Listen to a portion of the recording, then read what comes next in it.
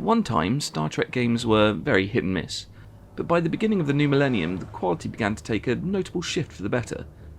With an aim to mimic the action-adventure acrobatics of Tomb Raider, Star Trek Deep Space Nine: The Fallen was one of the many highlights of those times.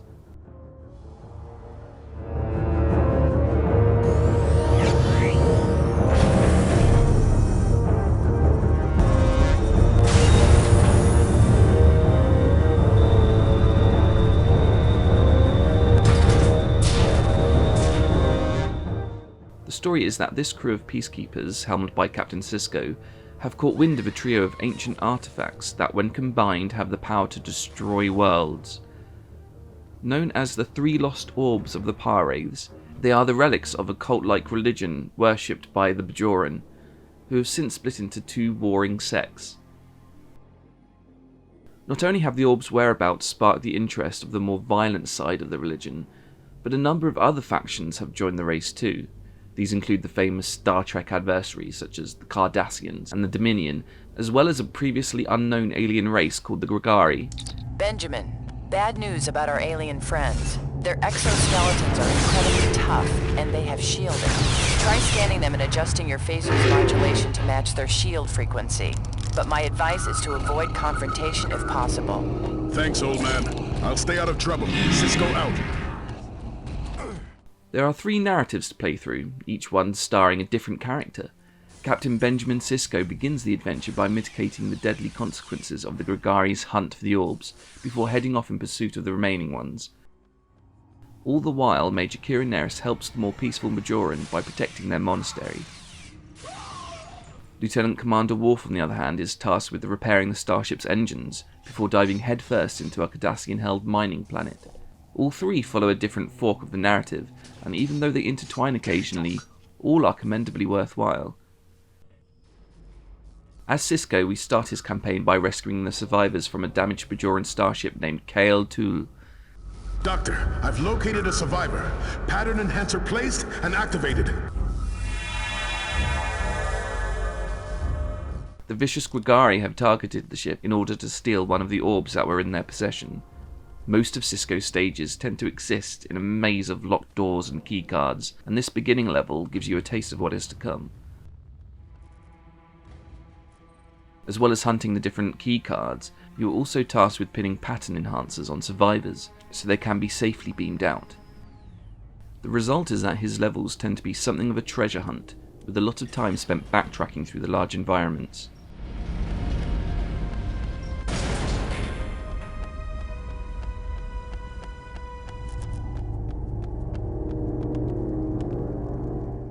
While all this is going on, Kira has made her way to the Bajoran monastery, where she meets an old acquaintance named Obanak.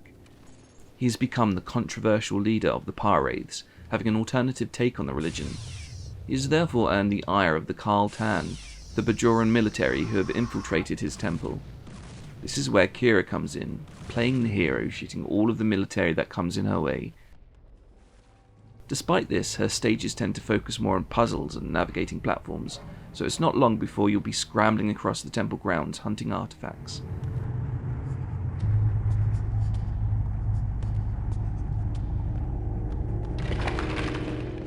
As you can guess, Kira's missions tend to most resemble Tomb Raider.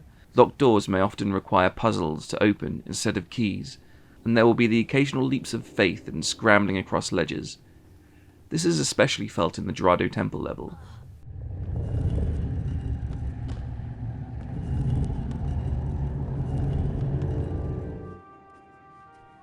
At one point, Kara will infiltrate a Cardassian research facility, requiring stealth to get by guards and wilds to earn security clearance. Orders from Prefect Terrell are to shoot the intruder on sight. It's a nice change of pace, but be mindful of where you take out your weapon. It can get dicey pretty quickly.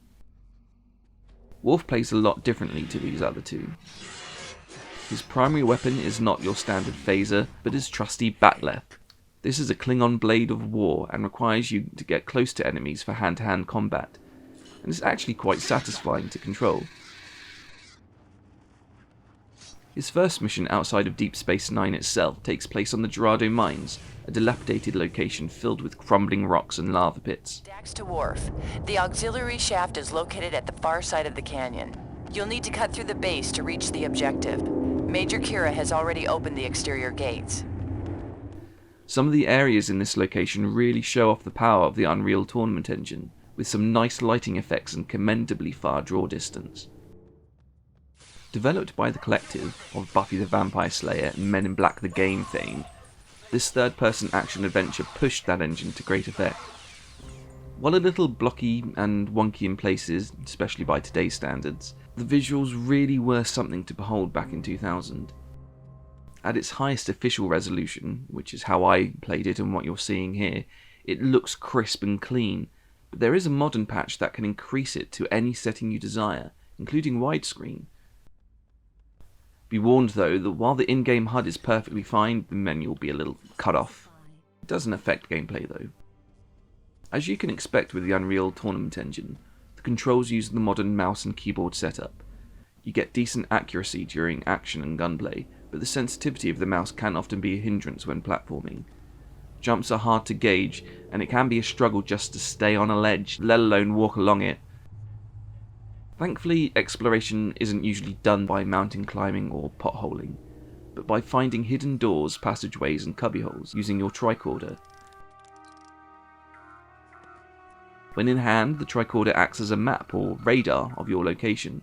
It details any enemies and objects in your vicinity, and if you hold the right mouse button, you can scan anything that you've locked onto.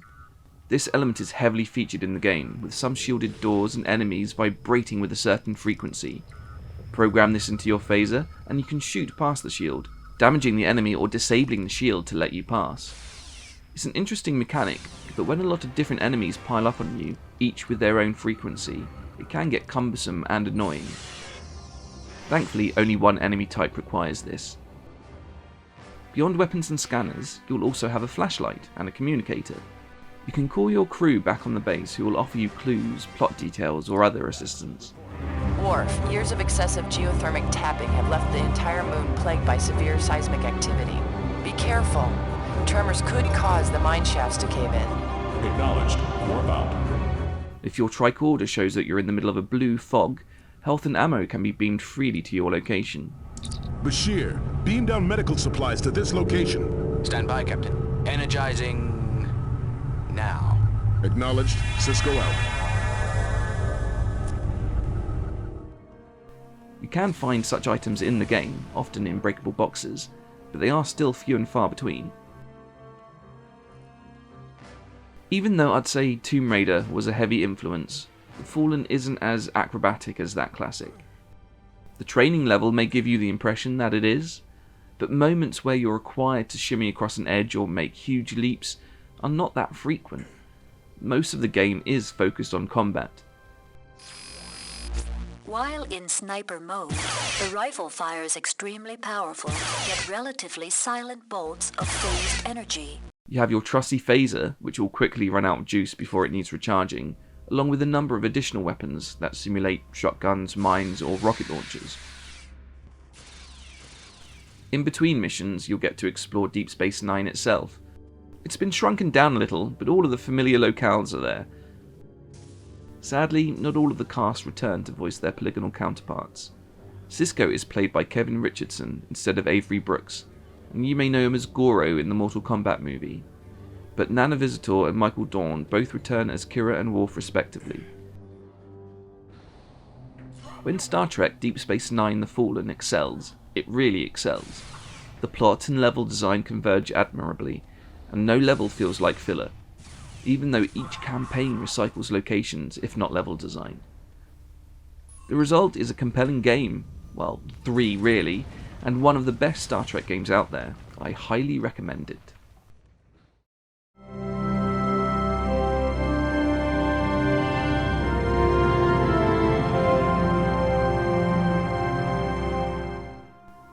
Okay, thank you all for watching. If you want to visit Deep Space Nine yourself, you can do so in the link below to find out how to get it working on Windows 10. Remember to like, share, subscribe, and ring that bell thingy to let you know when new videos come out. And with that, I shall see you all next time on the Collection Chamber.